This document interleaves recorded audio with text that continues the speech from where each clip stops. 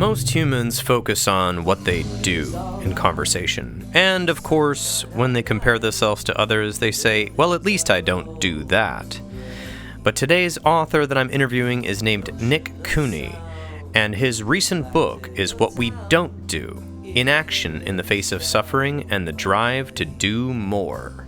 Nick Cooney is taking a philosophical stance and a thought exercise in this book that I believe many of you will enjoy. It is quite a thought-provoking book, and it is his fourth. Nick Cooney, of course, is involved in many different ventures, including nonprofit and for-profit entities. In the nonprofit space over the last 20 years, he has been focusing on advancing sustainable food and reducing animal suffering. Most recently, he founded and serves as board chair of the Lever Foundation, a 501c3 public charity that works to advance sustainable food supply chains in Asia. He previously founded and ran the animal protection charity, the Humane League, and was the co-founder and former board chair of the Good Food Institute, the world's largest non-governmental organization working to grow alternative protein spaces. nickcooney.org, and you can learn more at nickcooney.com, which is his website about his endeavors, as he is the founding and managing partner at Lever VC, an early-stage venture capital fund that primarily invests in sustainable food, food tech, agricultural tech companies, and their interests include plant-based foods, seed and animal genetics, functional ingredients and inputs, and many more. All right, stay tuned for the interview.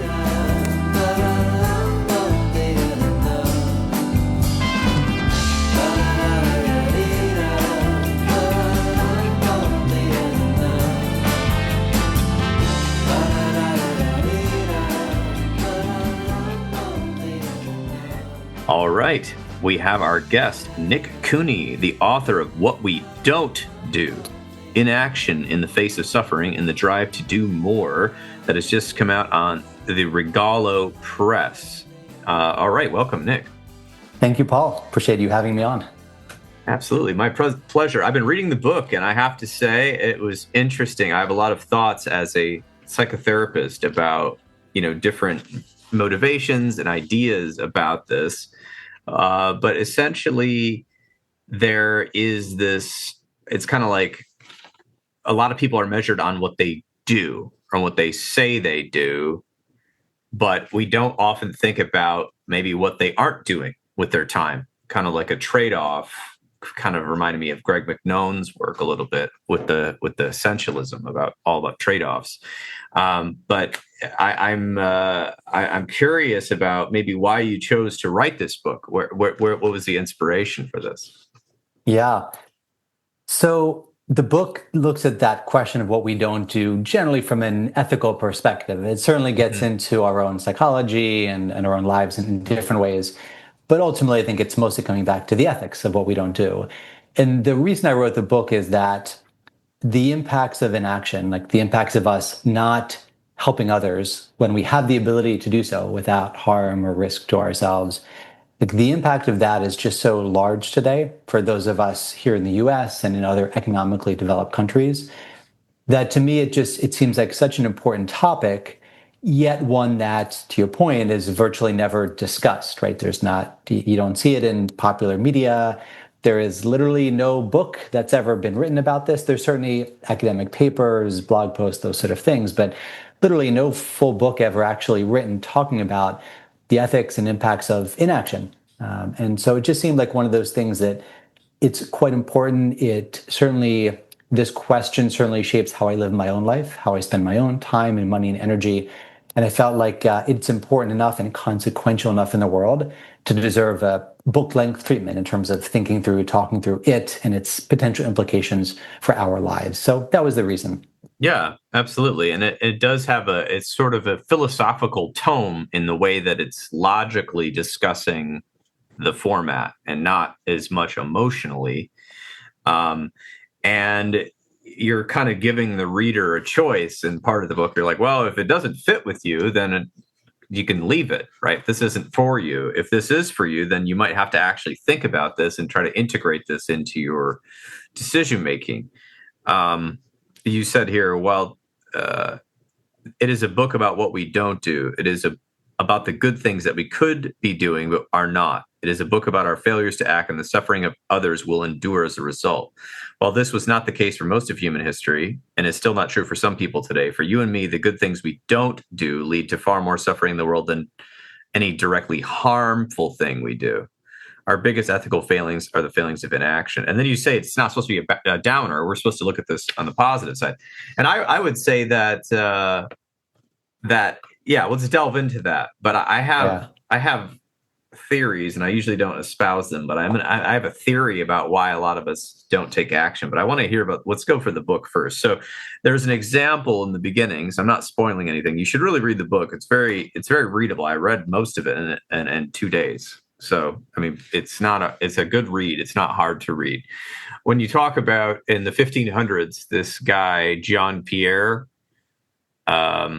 He had a lot of money, and he had a lot of food in his storehouses, and he was kind of like the mogul of the area. And where was he? In France? Was this Indeed in France? Yes, it was in France.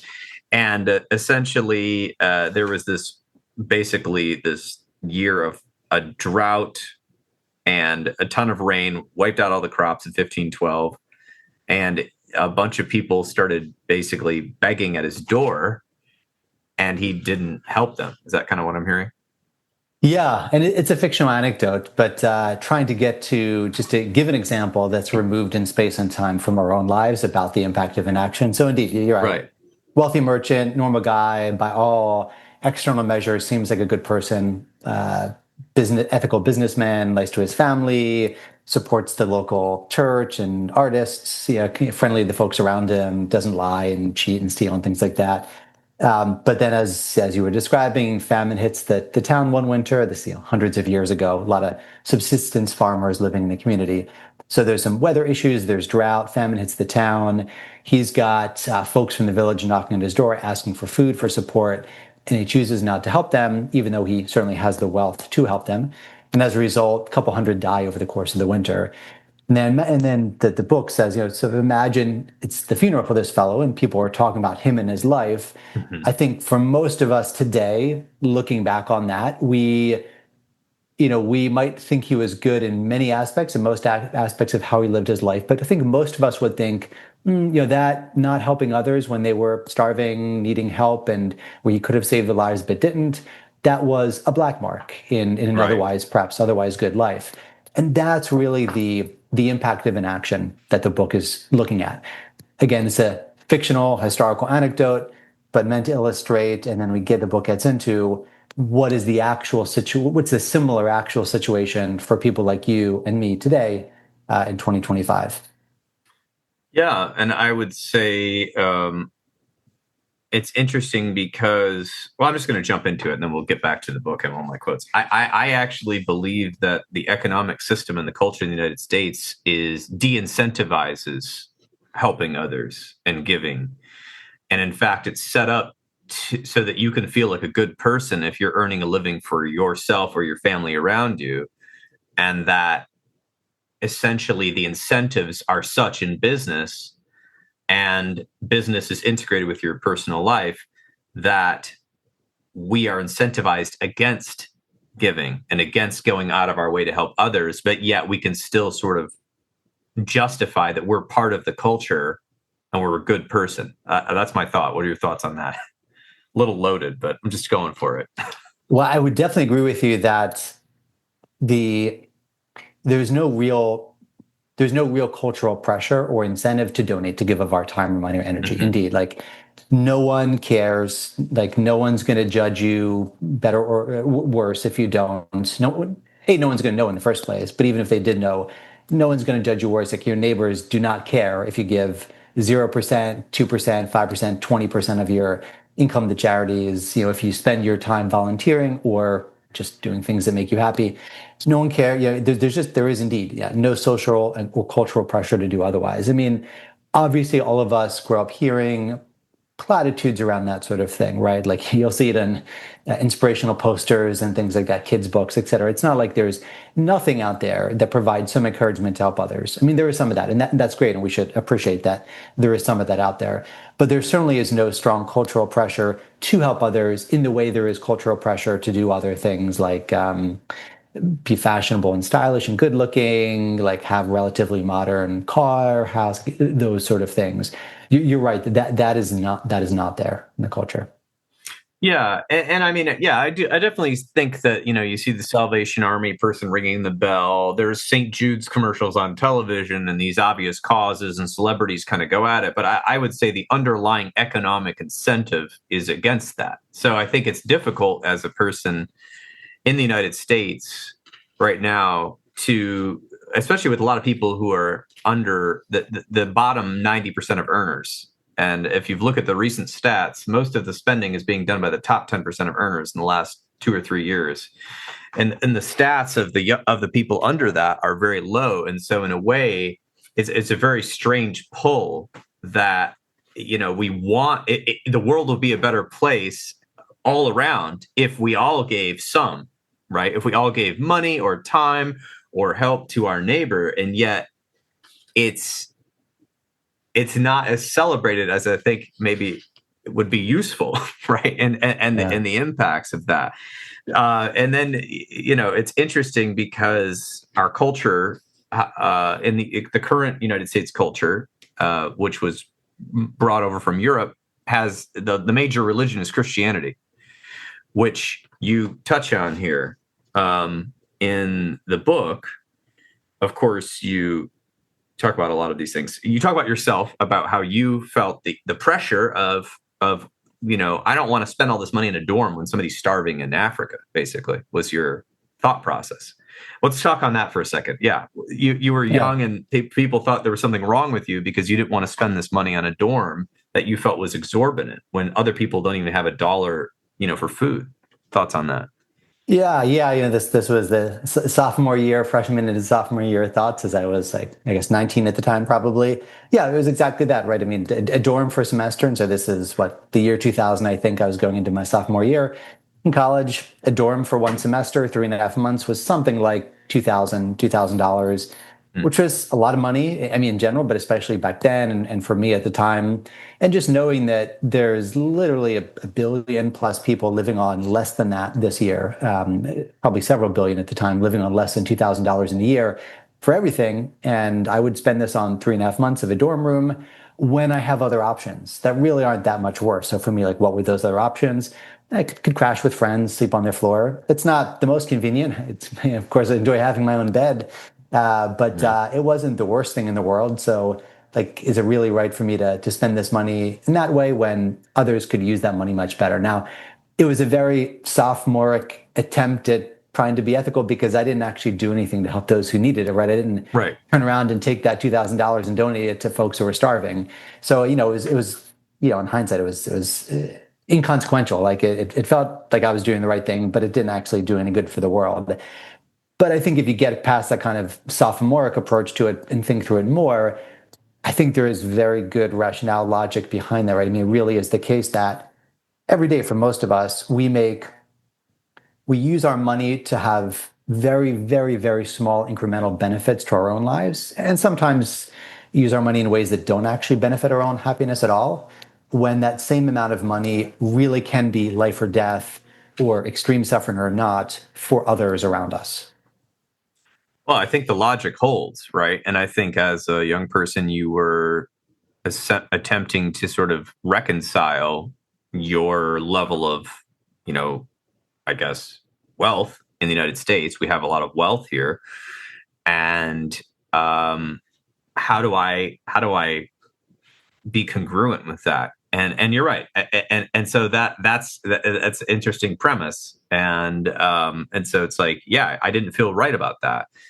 I felt similarly, but then there's also this helplessness that kicks in, I think, where you're like, well, okay, I gave $2,500 to this charity water. Well, that's I like that charity Is everybody do you know charity water? They give Indeed. 100% to the wells to get clean water all across the less developed places that have not clean drinking water, and then their admin is funded completely separately, which is a good thing if you know about nonprofits, which I run one, so I do. But then you're like, okay, well, I did that. Okay, I feel better, but like now what? How do I know where how much can I help when there's this amazing a massive abyss of people that need help. Like, just what I mean by abyss is just like this massive hole of like, well, I threw $2,500 in there. Okay.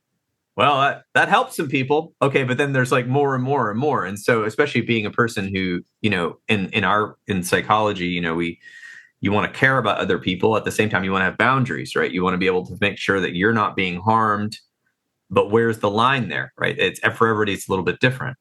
Some people would prefer, if you go completely to altruism, to kind of not worry about their own comfort as much, right? So, thoughts on that? Yeah. So certainly there could be a pathological place to which one could take this, right? Like, if one were to take this to what I would call an extreme, and say, okay, I'm just going to literally give away everything I have. I'm going to follow it. And I'm not Christian myself, but as you noted, Christianity is of course, the biggest religion in the US and the biggest religion among wealthier industrialized countries.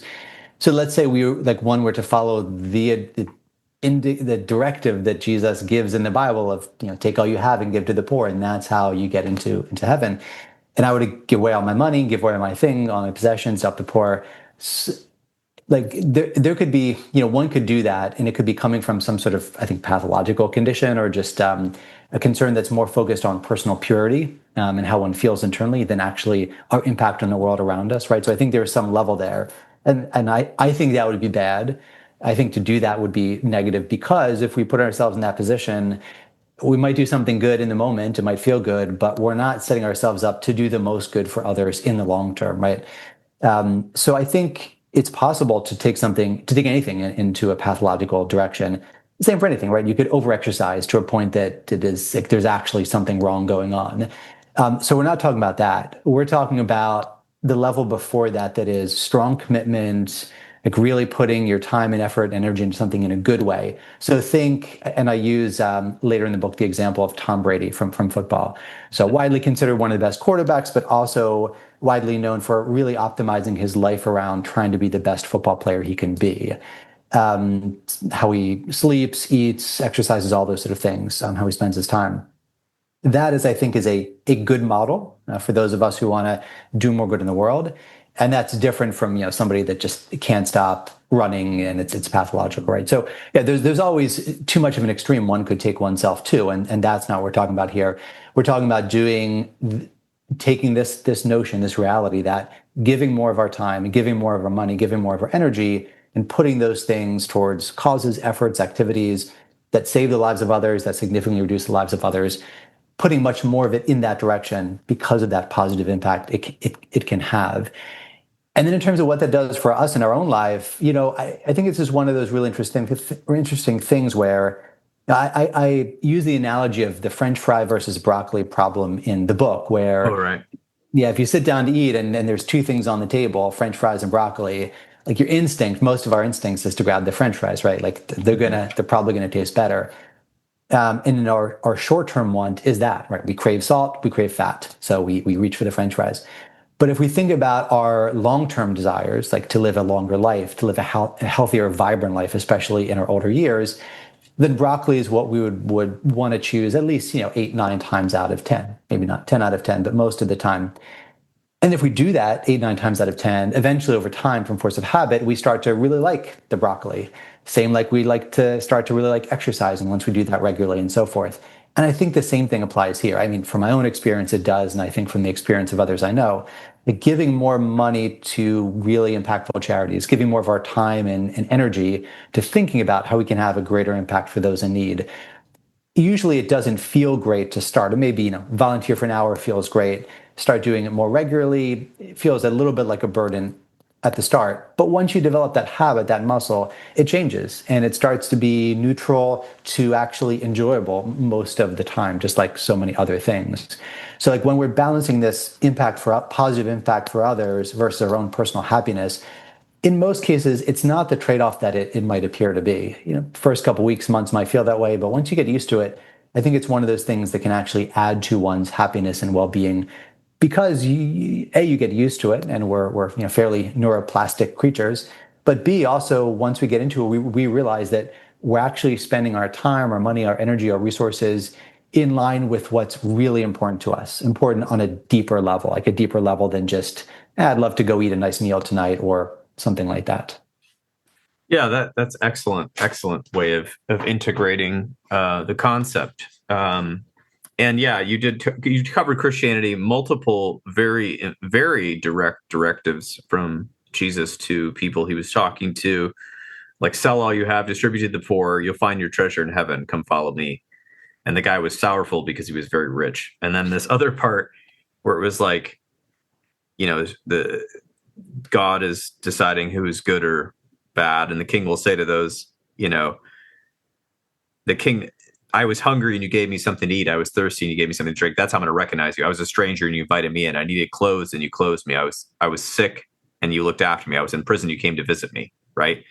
And versus the righteous who are like, look at me. I'm a good follower of you. I'm saying all the right things. I'm looking like I'm doing the right things. I might even give some money, but I'm not actually taking action. So it's just interesting that is the major religion in the United States. And I was going to say culturally, it doesn't feel like, at least in the current culture that I'm in, and this is my impression, in my opinion, it doesn't feel like that's emphasized.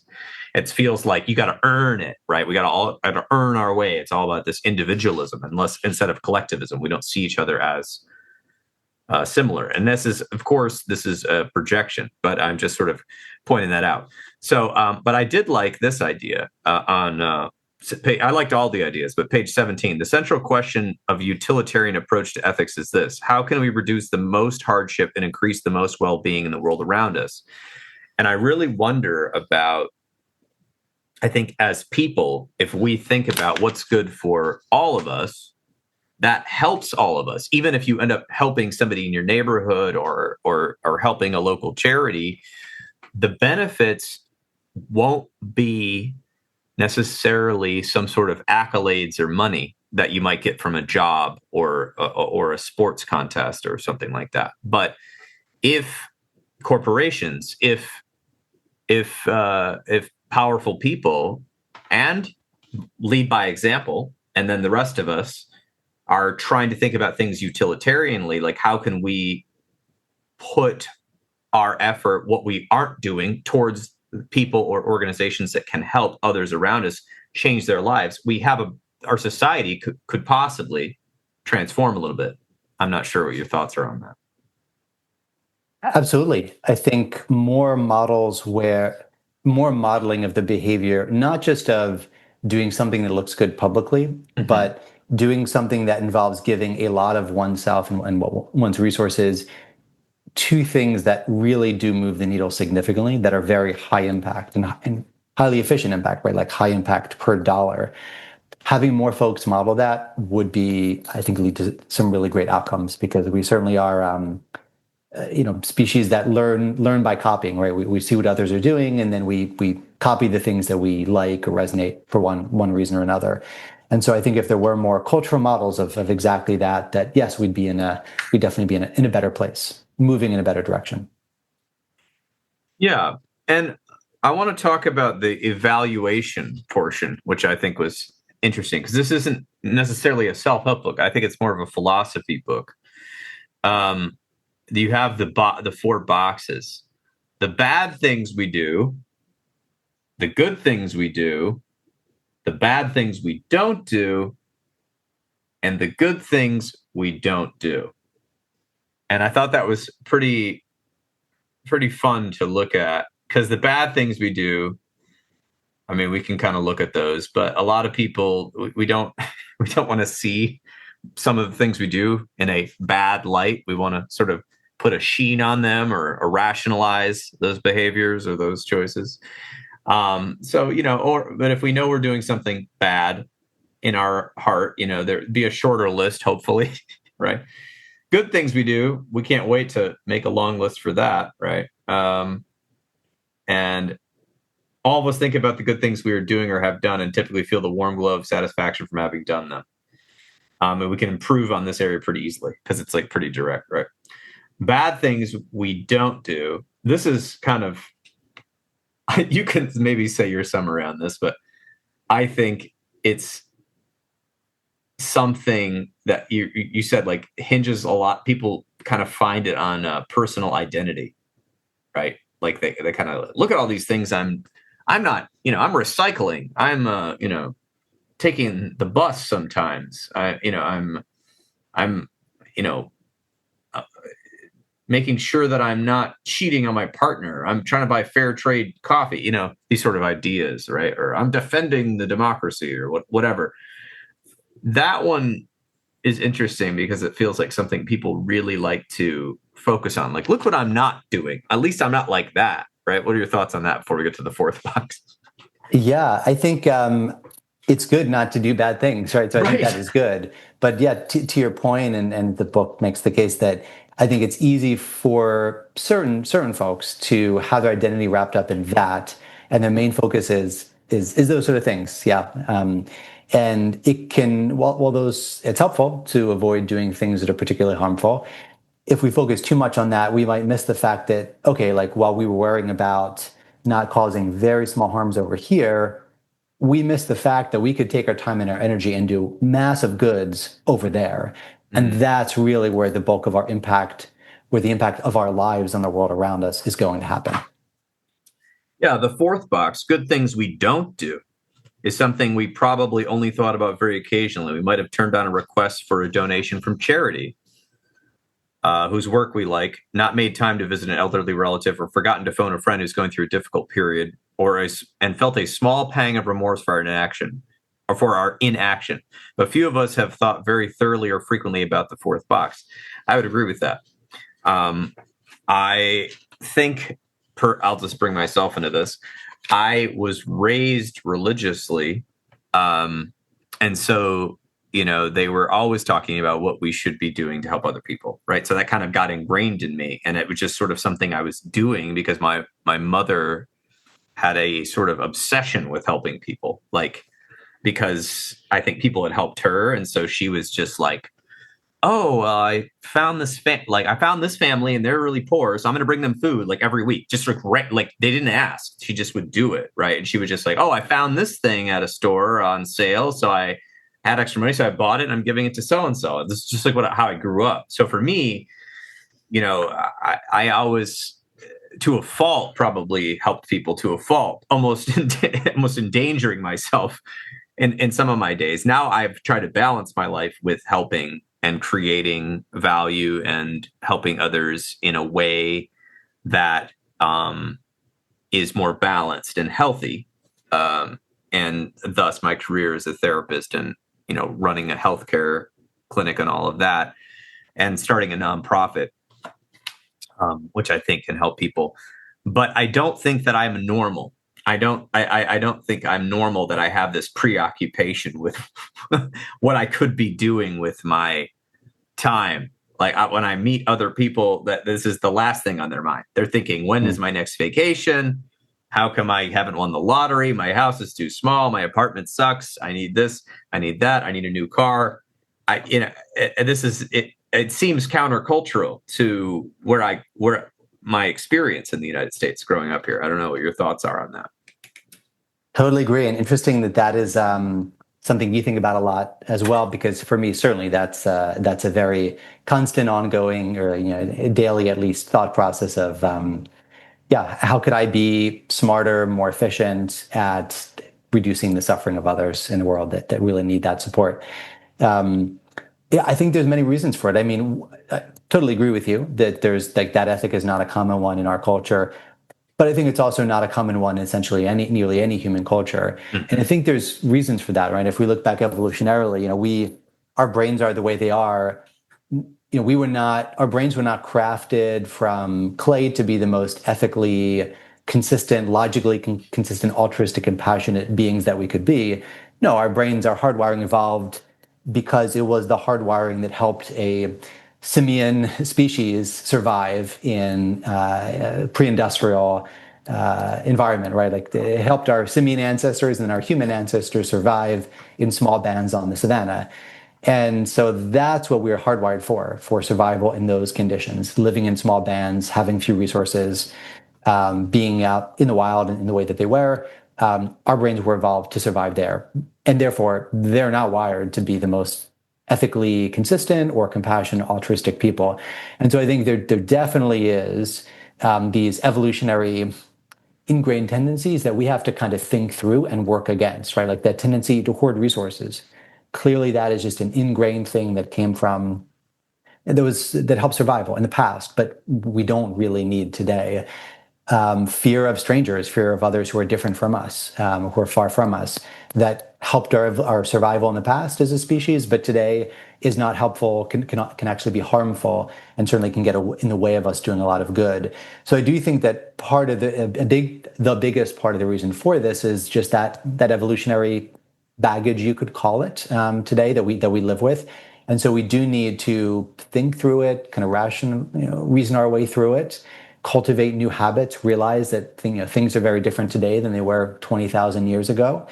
And then also to our conversational point earlier, it's only once that is accepted, lived, et cetera, by more people and modeled by more people, would it then work its way into popular culture, into schools, churches, TV, movies, those sort of things. And we're certainly not at that point right now. So yeah, I mean, I think it is just a reality of the species that we are and how we evolved. But I think we certainly can move in that more compassionate, more altruistic direction. I mean, clearly many of us as individuals can, and hopefully we as a global society can in the years to come as well. Yeah, I agree with that. And yeah, just a disclaimer, I'm not religious anymore. So I'm not like doing this out of fear. I think it's just sort of programming in that way.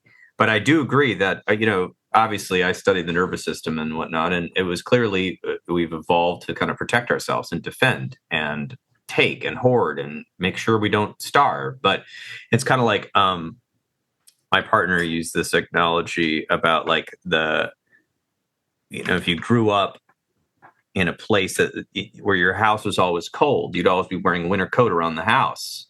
But then if you move to another state and where it's warm and you just have this habit of wearing this winter coat, it's not really useful anymore. You have to adapt to the new space.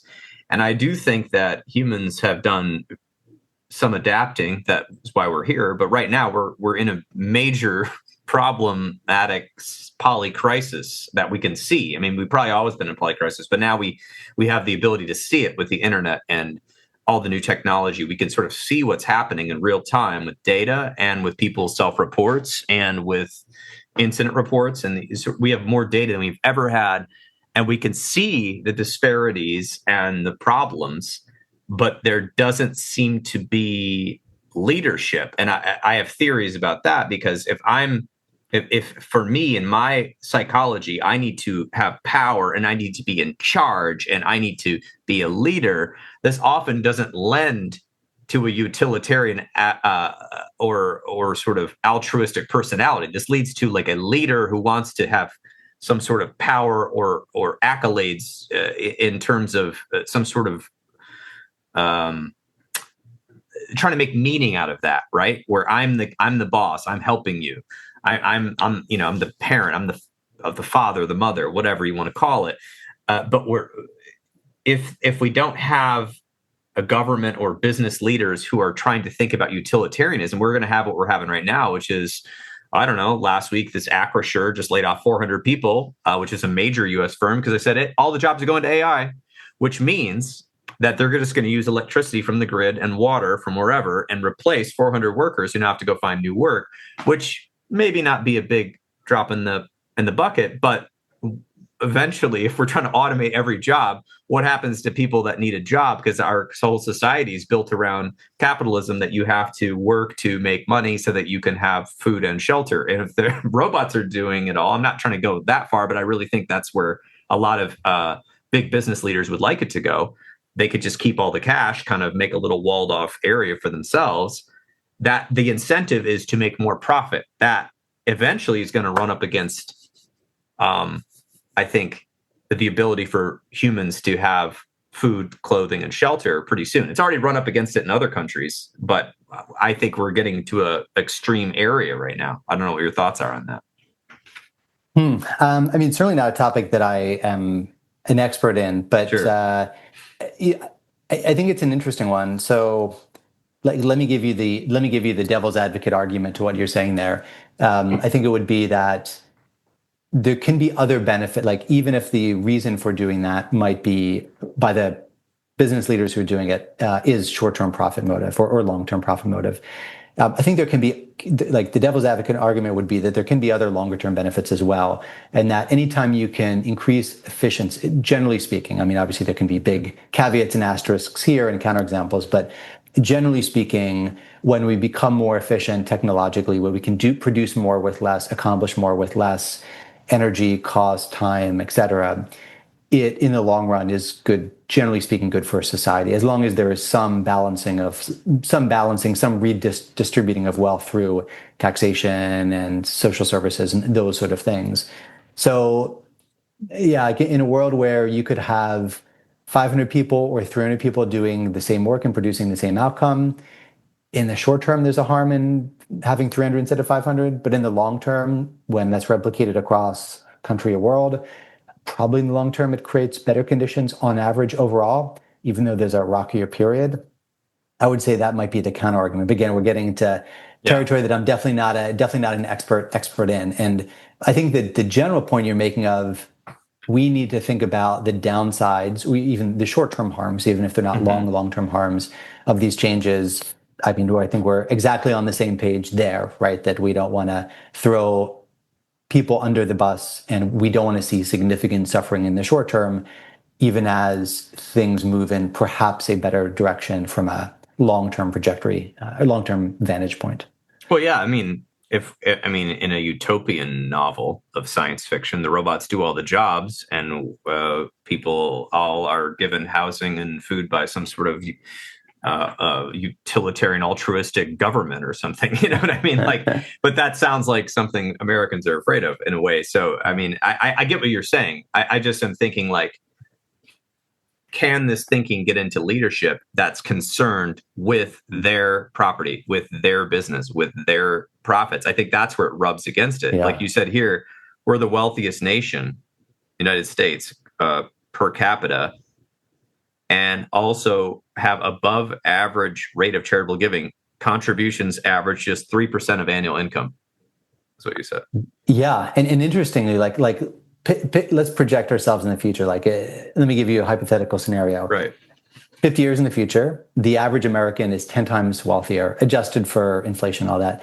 50 years in the future, the average American is 10 times wealthier than they are today, for whatever reason, AI, whatever. If today the average American gives 3% of their income, what would you think they give 50 years in the future if they're 10 times richer? 3% more. Got it. Was I right? So, I mean, of course, we'll see what the future has to offer, but we've gone through exactly that experiment in the last 50 years, because today, on average, we are 10 times wealthier, even after adjusting for inflation, than we were about 50 years ago. And in that time, charitable giving rates in the US have gone down slightly. So only very, very slightly, but they've not gone up. They've just gone down very slightly.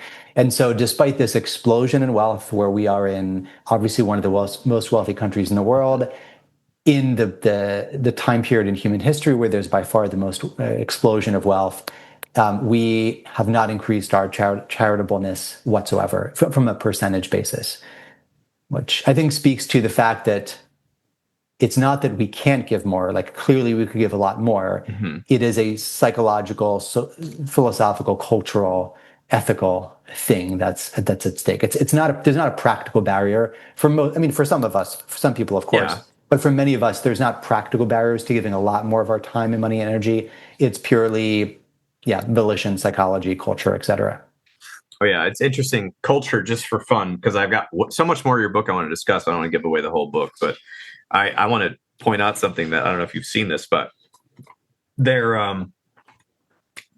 are, for the like smaller givers, there's all these new sort of things where it's like, buy my energy bar, I give 5% to women's shelters. Buy my hat, 3% goes to helping plant trees or something. So it's like kind of like a capitalist, like, buy this, you get something and you get to feel good about it because my company is a good company. And then of course we have the traditional charitable events where your name goes on a brick or, you know, in a newsletter, kind of like, look at this, look at how much they gave. That's amazing, right? We're all like impressed, you know, to see the family name or the foundation up there. It's interesting. I feel like they're using some pretty good psychology there, which is like, you want to feel good about giving, but you also want something. You want a little prize for that. I don't know if that was in the book. Yeah, it's not, but you're totally right. I mean, you could. I definitely agree with you that it's, you know, if that works for charities, great. Like, keep doing it. If it gets more money in the hands of causes, programs, et cetera, that save lives and reduce suffering, great, keep doing it. On the flip side, or another way to view it would be also like a kind of sad commentary on us, right? That even for that tiny fraction of money of our income that we do give to charity, for many of us, we're only doing it, or like a large, to be coaxed into doing it, we have to have our egos flattered in some way. Yeah, it's not a great commentary, I think, on our benevolence as people. Yeah, it's something or else. I just noticed it's an observation. I like how you looked at both sides of that. To get back to the philosophical premise of this, you kind of go through it 3 or 4 times in the book where you talk about kind of accepting that inaction has consequences on the well-beings of others, for sure, practical and factual. Some of it could be imagined, right? We don't really know. Like, okay, well, I didn't stop to help that car that was broken. Maybe somebody else will, right? Our fantasy of that to get ourselves out of it. But we basically, it's essentially saying that there's real world issues depending on whatever choice you make has a cause and effect, is what we're trying to say. Like, and you get into trade-offs, which I'm a huge fan of trade-offs, but basically that you're making a case on page 72 that in certain cases, the real world actions of our inactions can be severe. Accepting this to be true, the question each of us must answer is how we will choose to live in the light of this reality. We can bemoan the situation and take the position that we did not ask for and do not want the responsibility for what it calls, that we do not want the pressure, guilt, or mental and physical sacrifice that responding to it would entail. But regardless of how we feel about it, the reality remains. Another way to say this would be as follows. Close your eyes and imagine you live in a world where every minute of time you spend, every dollar or you use, every dollar you spend, every bit of mental energy you allocate could mean the difference between another person living or dying, between another individual suffering intensely or having their suffering relieved. Now open your eyes. You are living in that world. What are you going to do? Dang. That was a mic drop moment for me. I was like, okay, yeah, it's true. Like, what, you know, is it all about me? Is this like a Bachnalian? Is this what we're living for? Is just like hedonism, or are we trying to at least do something to make the world a little bit better while we're here, right? And I think that's a premise I would like to see more widely broadcasted.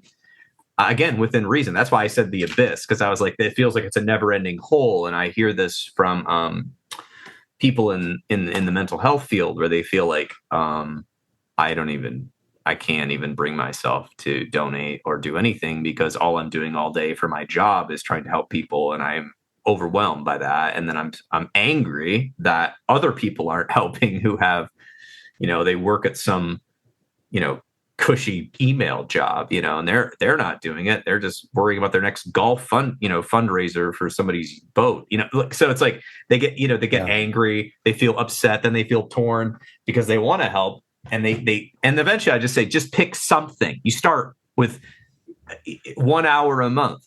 You know, I donated. I started back when I had very little money because I was a social worker. and I worked for a charitable company, which made it even worse. So I was giving like $5 a month to this charity. And I'm still giving that charity now, but I'm giving like $75 a month, right? But this is like how many years later? But that took discipline, because back then I was like, oh, I'm only making 30,000. Like, I need to be taking that. And then, but I was like, what? You're giving up like a coffee or a gallon and a half of gas, like whatever, you'll survive. So it was like I had to get used to it, kind of like a kid who's, you're trying to build up a kid's stress response. They have to get used to running around the track. They have to walk first, right? So it's like I started giving, and I was like, okay, that feels better. Okay. And I realized for me, the end of the year contributions were not good. I was like, I got to give monthly. That way I just fit it into my budget. So then I started making a budget, and my partner and I, she and I decided, okay, we're giving this much a month away to charity, and it's going to go. And then we have a random one, which is like, we can like give something to our friends, like, buy them food or something like that. And we just made it part of our budget, which, if you're super religious, the Mormons, they basically demand 10% of your income, and the bishop will look into that. The Catholic and Protestant churches, it depends on where you go, because there's 31,000 plus denominations. But they use a lot of guilt or whatever. It's but they want you to give to their church, not necessarily charities outside that might be doing a direct impact, right? So. That's how I started it. That's I was just trying to give advice to the listeners. Like, it doesn't have to be big. It can be small. And then if you can do it, if you can maintain it, then you could do more. I did overdo it one time. I remember I was working. My job was so insane. I had to do what's called clinical notes, and I would do them all on Saturdays. So I was getting like carpal tunnel, like typing all these things. Now AI does it for people. I don't use it, and I remember I was like, okay, I got to type all these notes for like 3 hours, and then I'm going to go volunteer at this event. And I remember my friend going, why are you doing that? I was like, I don't know, I feel like it's the right thing to do. I can go volunteer at this event. And they're like, he's like, you need to do something for yourself. You aren't taking any time off. And he was right. So I did. But I think that is not also common for the US. But anyway, thoughts on any of that?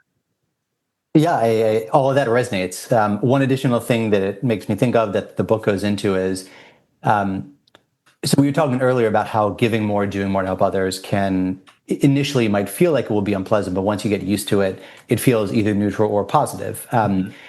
There certainly can be a point where there is real trade-off. And maybe you described an example of one of those points where like actually doing more, giving more of your time or money, like actually does feel a little bit unpleasant, like no matter how you want to frame it. Like you just would really rather not do it. I really would rather have the Saturday afternoon to just relax, watch college football, whatever, chill.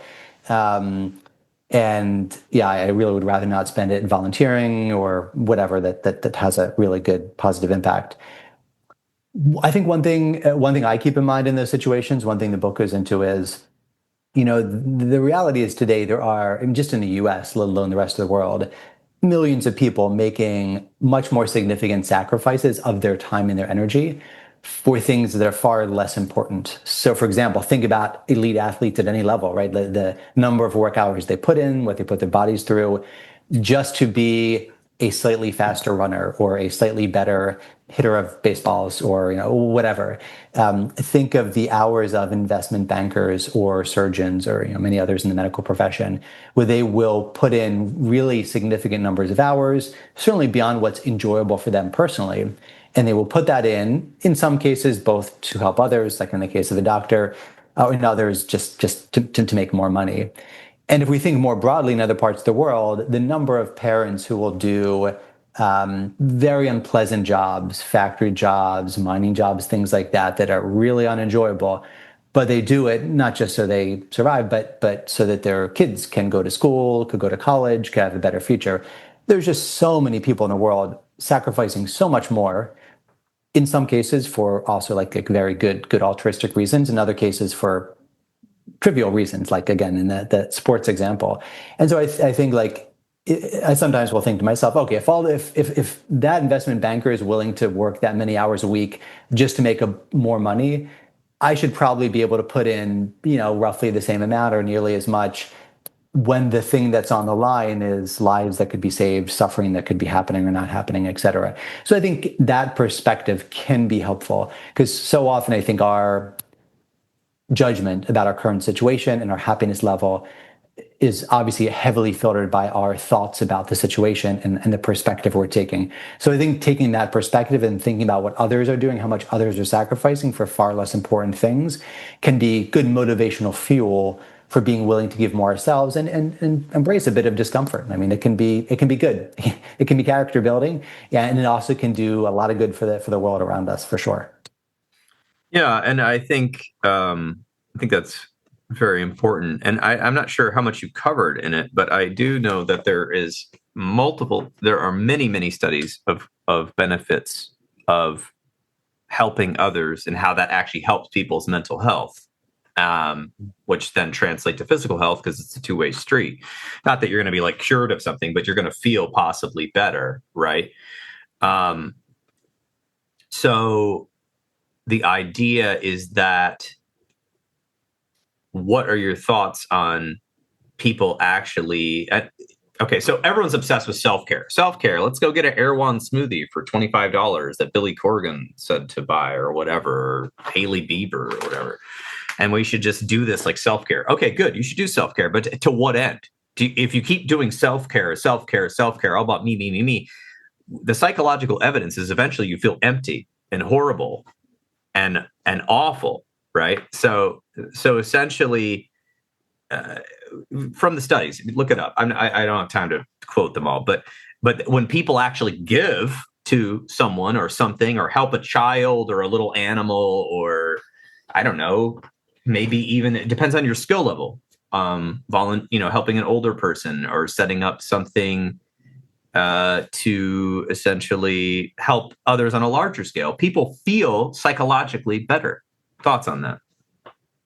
100% agree. 100% agree. I think you're right. I mean, you'll know the academic research and the field research from the therapy and psychology field more than I do, of course. But I've certainly seen and read exactly the same thing, that excessive focus on self, including internal happiness, generally leads to a decrease in those things. Like, of course, you can underdo it. You can underdo concern for your own well-being.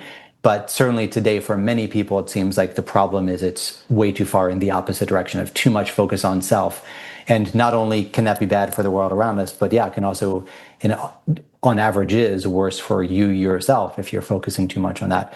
And indeed, absolutely, there's, as you're right, abundant research showing that doing things that benefit others, helping others, makes us happier. When we do it in small ways, even small things like opening a door, like trivial, meaningless things, but just like those polite niceties we might do, those actually do increase our happiness. And then more substantial giving and so forth in different ways also is indeed shown to increase both our short and long-term happiness. So, that's not, I think, like, we should realize that even if it didn't, it still would be good to do these things, but recognizing that, hey, that's a nice icing on the cake, a nice little personal benefit, like the name on the brick that we get from doing more of this, good to keep in mind. And also speaks to how bad we often are at predicting what will make us happy or unhappy. We're just so bad at it. Oh yeah, we're horrible at it. There's multiple books like The Happiness Trap, and I can't remember them all, but there's a bunch of them about, if you just Google happiness books, you'll find out, and they quote the research that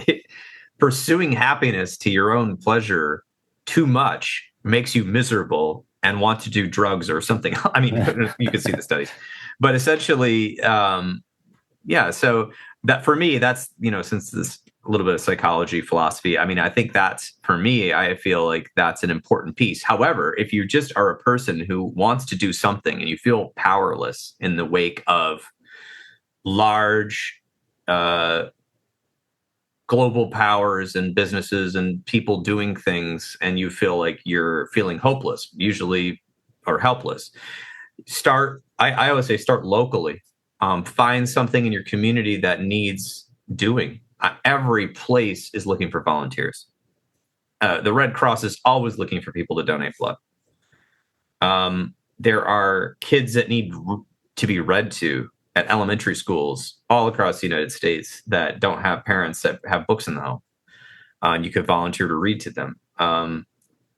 you can rake your neighbor's leaves if you live in a place with leaves, or you can rake their lawn in Phoenix if it's gravel.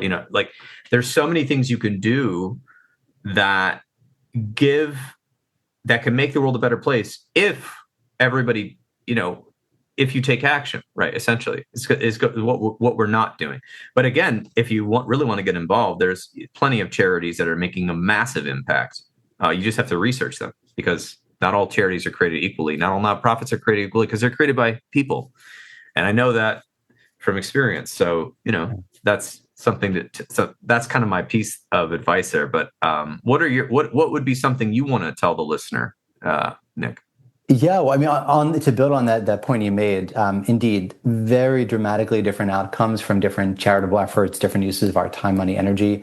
And I think for me, the value of really trying to focus on and think over time about, learn over time about, improve our intelligence over time around this idea of putting the limited time and money and energy we have to give towards the things that have the greatest impact is one of the most important things. Like, it's one thing to just give more of our time, money, energy, but if we don't do so in a smart, efficient way, we might produce no good for the world around us, or a little bit of good, or a crazy massive amount of good. For example, on the side of helping humans, some of the most cost-efficient charities will literally save a life for each approximately $5,000 spent on their programming.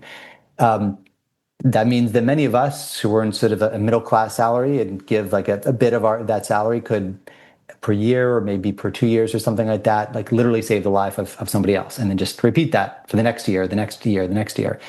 That's a crazy level of power that we have. There are charities that can restore sight to people who have lost it because of cataracts for about a $40, $50 per donation surgery so $40, $50 donation turns into someone getting their vision back. And so everyone, nearly all of us could do that at least once a month, right?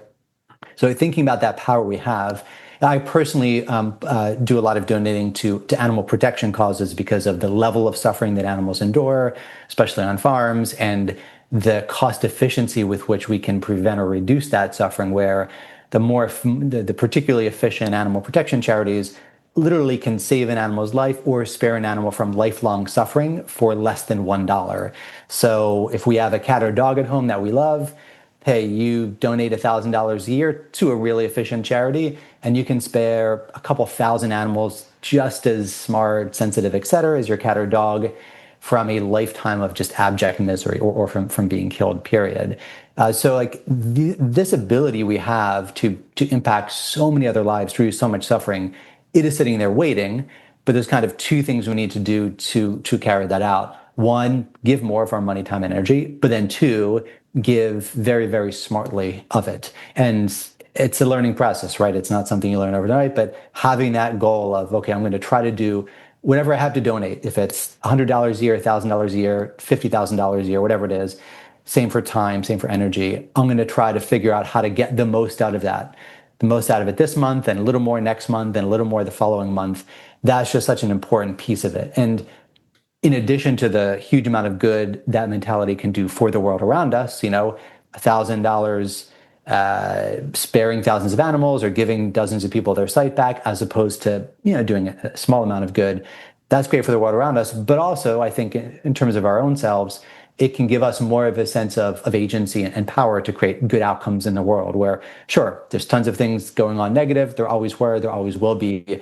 But we really can create these very significant positive improvements in the areas we focus on if we are smart about it and really focused on that cost efficiency piece. Yeah, and I think it starts with learning and research, like you said, and just trying. So, yeah, that's absolutely. It's very thought-provoking book. I mean, there's the conversation. It was just random thoughts and observations I had thrown at you out of your book, and I think you answered very good questions. But for people that want to read the book is concise, it's easy to read, and it's short. It's actually only like 180 pages ish. So I think it's very readable and something that you could give someone for the holidays to make them think, especially somebody who's looking for purpose, I think. There are a lot, and there's a whole industry of this where they're older and they've spent their entire life amassing fortunes, which is hoarding of money, right? Fortunes, property, boats, houses, and they don't even care anymore. They don't feel it like they've gone their whole life working, trading off their time and their effort and their focus on this. And what really matters to them is their dog or their grandchild or a relationship or something, something bigger and greater. And we see that with the regrets of the dying. So, I mean, hey, don't stop. Don't think you can't start giving or thinking about what kind of impact you want to have on the world when you're young. But I would say, especially if you've got somebody in your life who's older, who's amassed a great fortune, this might be a book to hand them, because we're meaning-making creatures.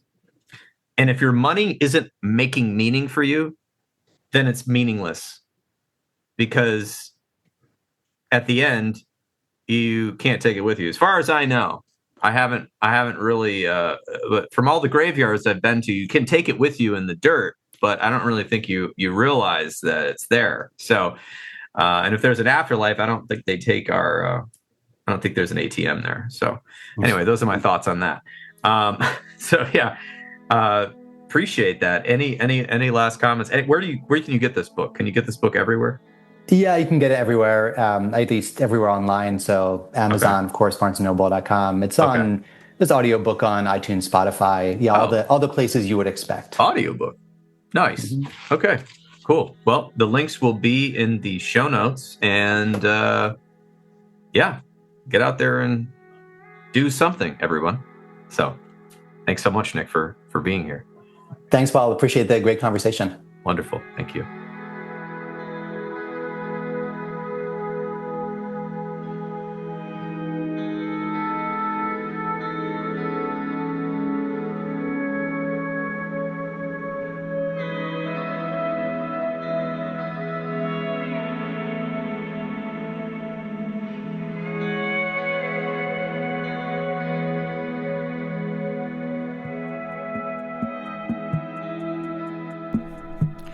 And there you have it. This has been another episode of the Intentional Clinician Podcast. If you are enjoying the show, please leave us a rating on iTunes or share the show with people you know. I would surely appreciate it. As some of you know, I am passionate about preventing future violence in the United States. I have started a nonprofit with colleagues called the National Violence Prevention Hotline, which is a 501c3 organization.